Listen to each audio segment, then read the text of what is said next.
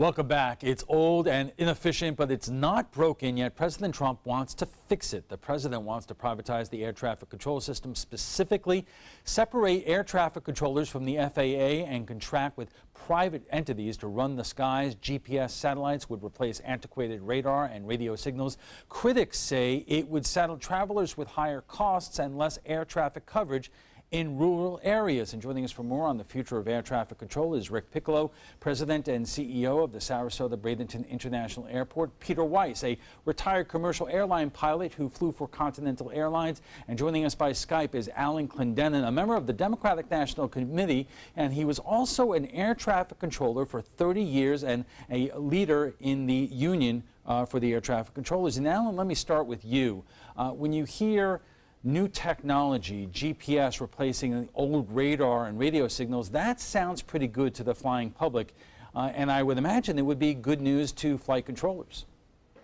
Well, absolutely. And I think part of the fake news or misinformation that is being spread and what was included in the president's speech about the modernization of air traffic control is that speech would have been accurate if it was delivered back during George Bush Sr.'s or Ronald Reagan's term of office.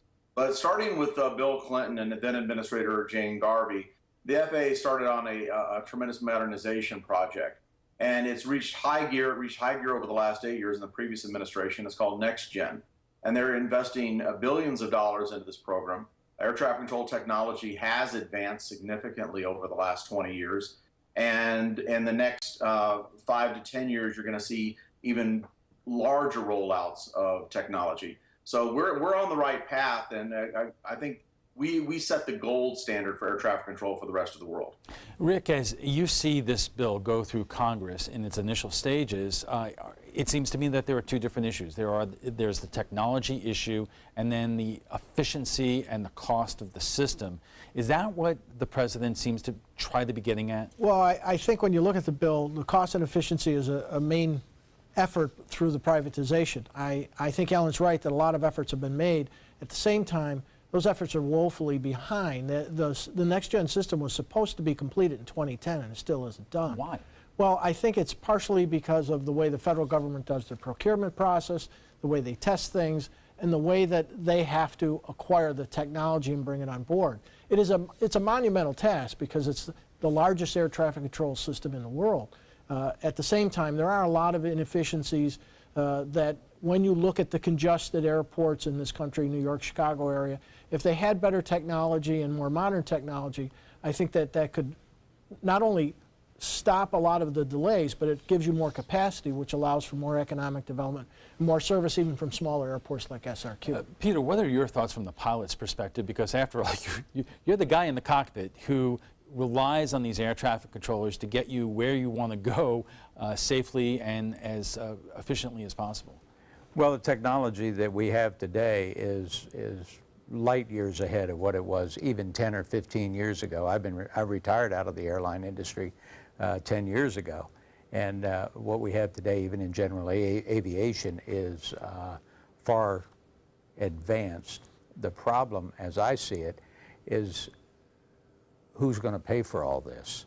And the technology is not all ground-based, it's also based in the aircraft. And general aviation, to retrofit a large number of general aviation aircrafts to bring the technology up to speed today, it's going to take some time. Rick, that's the rub. There's a debate between whether the airlines are going to be paying for this or general aviation, and that's folks like yourselves who own small planes and other people who fly. Has that been worked out? Has that been addressed in this bill? I don't think so. It has the devil, as I said in the interview, the devil's in the details, and it's going to be worked out amongst the board that's set up of this privatized entity, and the problem becomes the fight right now is between the airlines and the general aviation community predominantly over how many seats are on the board, and then how do you set up that system of what the user fee is going to be. It's going to be a user fee type system, and the question becomes, well, you make an argument that general aviation has far more flights than airlines, but airlines move a lot more people, so who should pay a greater share of it? Okay, we are just getting started, and we'll pick up our discussion of air traffic controllers right after we check the weather.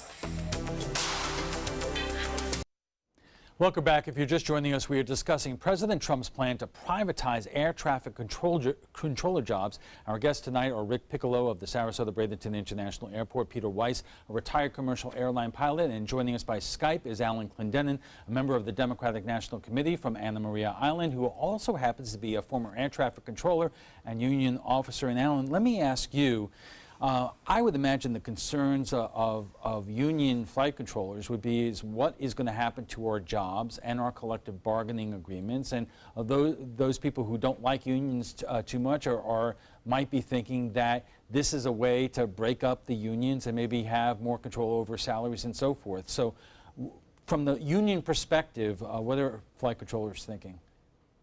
Well, I will say that I have kind of both sides of the perspective, because I spent the first 2/3 of my career as a union air traffic controller, professional air traffic controller. I worked at St. Petersburg Clearwater Airport as a controller. I worked at Tampa International as a controller. And in the close of my career, I worked as a manager at Sarasota Bradenton Airport as air traffic manager for a year, and I worked at Tampa International as a frontline manager for a year, or for many years. So the perspective, I will tell you one thing about the air traffic controllers that watch over the citizens that fly, is that this is the most professional group of people that you will ever encounter. And they have a deep personal sense of responsibility to the seriousness of the occupation and what they hold in their hands. So the primary concern is the safety and the efficiency of the air traffic control system. Way down on the list comes the self-interest that you discussed. I will say that at every table that I've ever sat at, the number one thing that all of the folks that work for the air traffic organization is safety, and it comes above everything else. And while I'm there, I want to counter a couple of things that I heard. One is that the air traffic control system is the transformation and this technology. There was a time, again, back in the early 80s, that they tried to do things turnkey and flip things on instantly. They realized that during the Clinton administration that was impractical, because it's like trying to change a flat tire while your car is rolling 70 miles an hour down the interstate. The system has to stay online and working 24/7, 365 days a year. So we're talking about incremental change. A lot of the changes about next gen, while it hasn't completely turned on, some of this process is being rolled out into the field. A lot of the misinformation we hear about flight strips, those are just memory joggers for the air traffic controllers, and quite honestly could have been done away with decades ago. But the air traffic controllers like them because they can look down and they can see things instantly, and it's a comfort to them. So the question becomes, if we're going to update the technology and make the system more efficient, who is best to do it? Would it be the FAA, the government, or is it time to look to privatize it? And many people believe that industry is the best way to get a more efficient system. Rick? Yeah, I honestly believe that when you look at the rest of the world, most of them are privatized. So I think from an efficiency standpoint, you certainly can improve it by privatizing it. But again, it goes back to the devil's in the details of how is it going to be managed. I agree with Alan that the safety is the #1 priority, and that air traffic controllers are tremendously professional. But the question becomes, how do you support? I think it's more an issue of support from the standpoint of equipment, acquisition, and the managerial support they need to do their job. When you look at what happened in Chicago a year or so ago, when the fire was set by one deranged person and all that, it kept that city down for days and days, because the system is centralized to that area with the radars and the signals, and it's not a GPS system that you can switch it over to another location and still control it. When you look at some of the modernization issues that are going on in air traffic control today, you even can have virtual towers where an airport can be controlled from another airport. So those are the questions that I think privatization can answer easier, because you don't have the governmental debates of it. Right. Peter, I have a question for you, but before I do, Alan, I do want to ask you, because there are about 15,000 air traffic controllers in the U.S., but the number of flights over the last 10 to 15 years has dropped dramatically, I believe, by 25%. If you look at the FAA reports, about 25%. So are air traffic controllers concerned about the number of jobs that will be out there in this transition? No, and I honestly, there's always going to be a need for someone to be in that air traffic controller, seat, looking it through the system and really managing the operation as technology comes on board. I will tell you, as far as the density of air traffic, there's no other air traffic control system in the world that even comes close to the United States air traffic control system. We have less air traffic controllers as compared to Europe, while we work substantially more air traffic.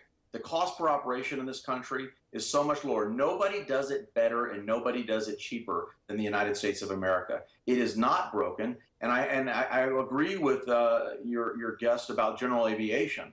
You know, and Europe is another example where we have all these privatized systems. One, they're plagued by equipment outages. They're plagued by facility failures. And general aviation makes up in this country somewhere between 22, 24% of the traffic. In Europe, it's like single digits. It's 3-4% of the traffic. We work all of the military air traffic for the most part in the United States of America. So there's a lot more happening in the skies of the corporate jets than just the air carriers. And I will say about the privatization, the proposal of privatization, does the American public really want the same group of people that run the airlines, where they beat you and drag you off airplanes, to be the ones that are in charge of air traffic control safety? And how do you think that's going to end? Peter, you're laughing there, but that's a good point.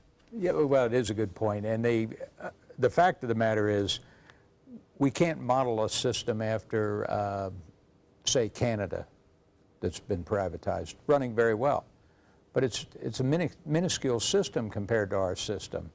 And to have legislation that is going to change this overnight is like trying to eat an apple in one bite. Well, let me ask you this, and I don't know how long privatization has taken place in Europe and other countries, but when you were flying, did you notice a difference?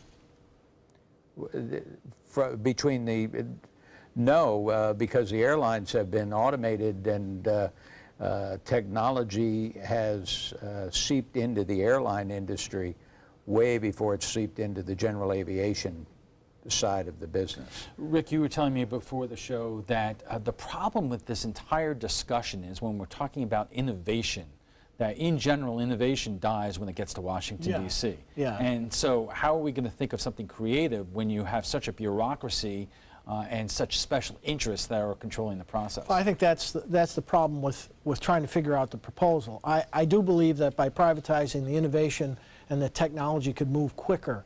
The question is, who's going to control that organization? And I agree with Alan to a certain extent that if it goes right to the airlines, which are fighting to get that control by having the most seats on the board, that is probably not a good thing. And that control has to be evenly distributed more. But that's where the proposal is right now. All right, let's take a quick break, and when we return, we'll have final thoughts from our guests, plus what some of our viewers are saying about last night's topic, citrus greening disease. Welcome back. Could privatizing air traffic controllers speed up travel and lower costs? Should these critical jobs be staffed by the government? Our guests join us right now for final thoughts. And Alan, let me start with you from a flight controller's perspective and the manager's perspective. What do you want people to understand about where flight controllers are coming from when we talk about privatizing this industry?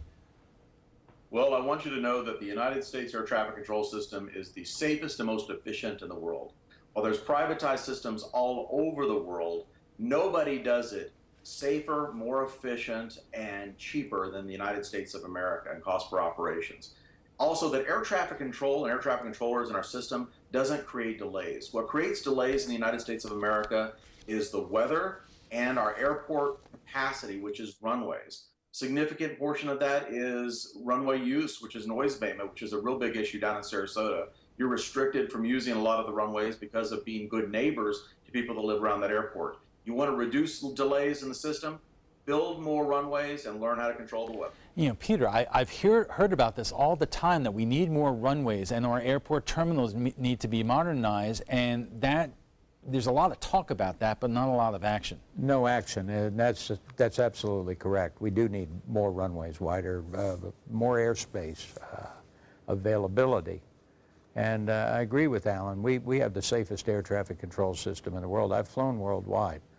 And no, you don't notice it per se, but it's always good to get back into U.S. airspace. So Rick, aside from modernizing the technology, then why do we need to privatize this system? I think this is a great segue, because the one thing that's not addressed in this bill that's being proposed is airports have been asking for 17 years to have the passenger facility charge increased by $2 so that we could build more capacity. So no matter how efficient the system gets in the air, you still have to land it on a runway.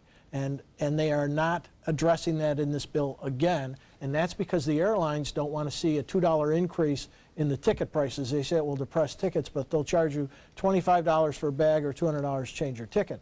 So I think it's pretty hypocritical, but at the end of the day, that's the politics of this situation, and that's why I have a little bit of fear of how this board is set up, because the airlines will control a lot of the debate. All right, gentlemen, thank you very much. Before we go, we want to share with you what some of our viewers are saying about last night's topic, citrus screening. The disease continues to take a devastating toll on groves and farms across Florida. To give you an idea of the impact, in 2000, there were 106 packing houses in the state, but today that number is just 26.